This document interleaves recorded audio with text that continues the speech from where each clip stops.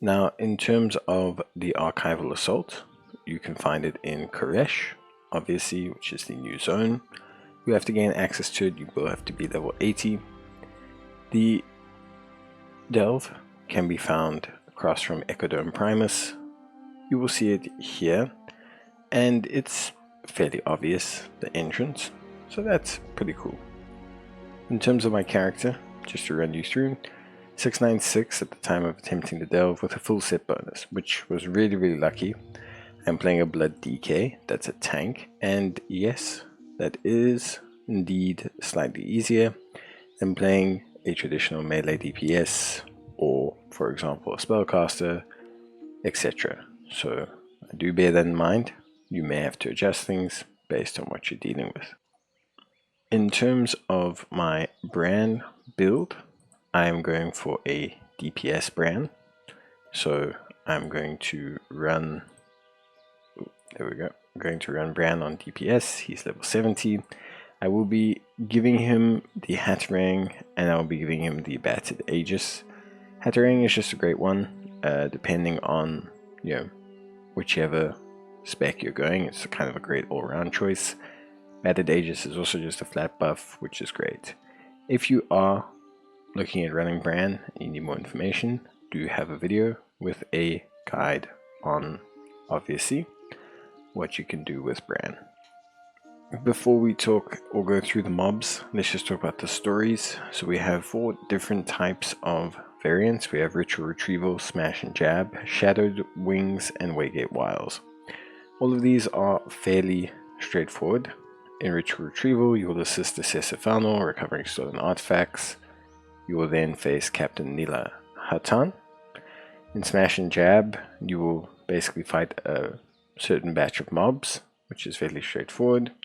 At the end of it, you will have to take on a commander each level. There's no boss for this one, which is great, so it makes it pretty simple. In Shadowed Wings, you will save blue drakes, which you can find. You will have a different entrance. You will spawn here, but your entrance will be around the corner through the one door. And once you have managed to free them, you will then have to take on Void Rider Shellnax. Now, Void Rider Shellnax is actually the harder boss. We'll talk about the bosses just now, but he's actually the harder boss. And in Waygate Wiles, you will have to speak to Spymaster Kazanagosa, and then basically you will teleport around the delve and collect a whole bunch of materials and Waygate parts. The Archival Assault is also the only delve, I believe, that cannot have the Waygate skip. So as far as I know, you can't get a Waygate skip. I've never got one in here, which is obviously pretty interesting, although someone can advise me. I've never seen one. I don't see any spawn points for it, but someone can always advise. I don't think it's fairly common in this delve. Let's talk lastly about the mechanic. So in all instances or variations of the delve, you will have the phase cutter. Now, phase cutter is great because it will score damage, which is awesome, and it will also reduce the amount of damage that you take as well. So it does 2 really great things. It causes damage to the enemy and also allows you to reduce the damage you take. It can also be used for some really cool stuff, like avoiding fall damage if you are in the more vertical maps of the Archival Assault, or of course as well being used to access certain treasures. Some of the dungeons, or the delves I should say, treasures are actually only best accessible through use of the phase cutter. So that is something that's very important to keep note of. If something looks out of reach, probably because you need to use the phase cutter ability. So let's talk the mobs. So obviously, depending on which one you're doing, you'll see more or less of the mobs than the other. But there are only really 3 main mobs that you need to worry about. Shadow Guard Soul Breakers, which are ethereals that have 2 abilities, Umbra Bolts that deal minor damage, and Soul Siphon, which is a channeled ability that will heal them based on the amount of damage it deals. We then also have the Shadow Guard Phase Cutter. These have a big conal frontal attack that can cause big damage and will require you to kind of deal with that. We then have the Shade Eye Observer, which is actually the little floating demons. Those basically have Observe. They will fire a beam, but that's really about it. And then we have some special elite mobs. So first was one you just saw me take on. That's applicable to this delve, the Waygate delve. And they will summon beams from the sky that you have to deal with. So that's always something. And then the last one is actually a very annoying one, especially if you're a tank.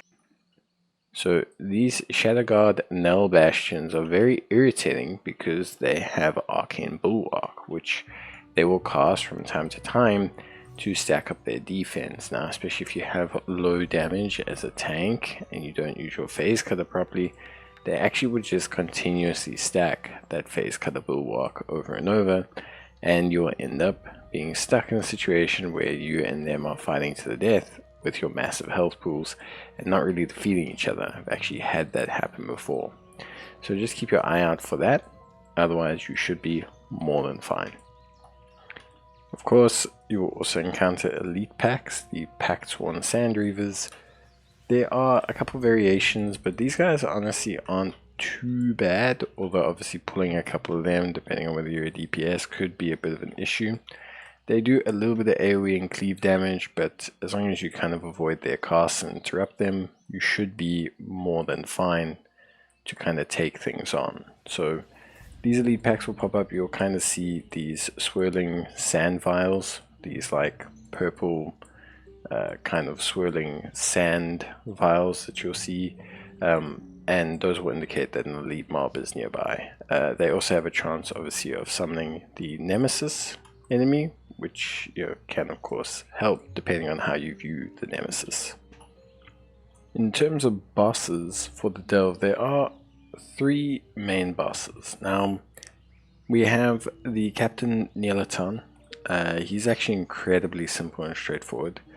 Basically, he has no real moves. He'll spawn 2 significant adds, and then you will end up having a situation where you will have him spawn like a cannon from the sky that will shoot onto a physical location. So that's kind of his mechanic, pretty much cut and dry, super duper simple. Then the hardest boss is Void Rider Shellnax.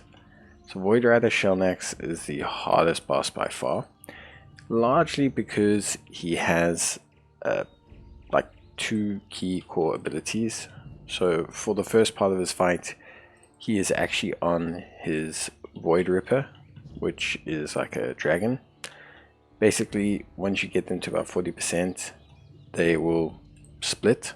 You have to deal with both separately. The issue is Void Ripper has a very big frontal cone that can cause some damage, but Shellnax is the biggest problem.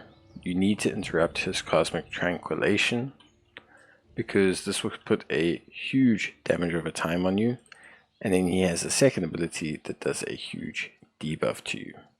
So the 2 of these together cause you to take quite a bit of damage. And then Portal Master Helson is pretty straightforward.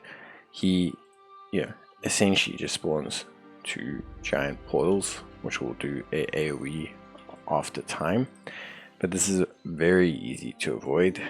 And he will then also spawn occasionally a bomb, which you can also avoid as well by jumping over it. So keep an eye out for his Koresh time bomb.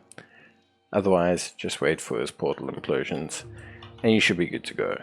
He's honestly fairly simple from that point, so you just have to watch out for his portals. Again, remember that you have your Phase Cutter, which is absolutely crucial in terms of doing some really good extra damage and allows you to kind of just really give him a big old problem. But yeah, That covers all the bosses, which is great. Obviously, aside from that, it's going to depend on your class and your brand and everything, how well you do. But for the most part, you shouldn't have that big a problem with them. So that is the Archival Assault, a pretty straightforward delve. It's actually one of the nicer ones to run. Certain classes will have some problems, like I mentioned. There are certain mobs, especially for tanks or low damage classes, that will give you some issues. But honestly, for the most part, it's a fairly simple delve. I don't ever really recall having a huge problem with it. It can be a bit long, which I think is probably my biggest complaint about it. Like, all 3 stories feel quite long. So if you're looking for a speedy delve, it's probably not the one for you. But other than that, I think, you should be more than fine to go in terms of everything.